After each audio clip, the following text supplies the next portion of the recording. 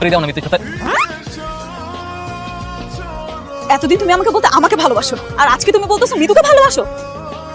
তো তুমি আমাকে রাস্তাঘাটের জন্য থাপড় মারবা? তোমাকে তো একটা না আর অনেকগুলো থাপ্পড় মারা উচিত ছিল। তোমার তো ক্যারেক্টারের সমস্যা আছে।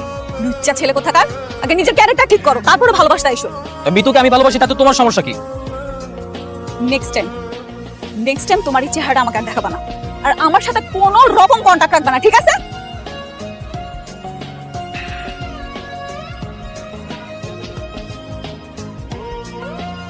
নিন চা নিন। আমি চা খাবো না।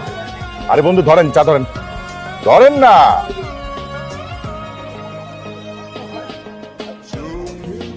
খুব রেগে আছেন তাই না?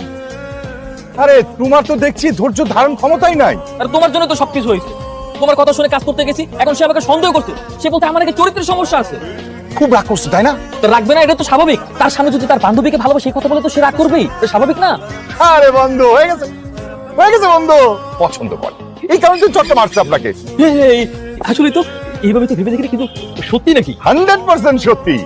তাই বন্ধু, দ্বিতীয় ধাপ শেষ, এখন আমাদের তৃতীয় ধাপে যেতে হবে। হ্যাঁ অবশ্যই, তৃতীয় ধাপে এগিয়ে দেবে। এখন কি করতে হবে? তাড়াতাড়ি ব্যাপারটা করতে হবে। কি করতে হবে? বুদ্ধি করতে হবে।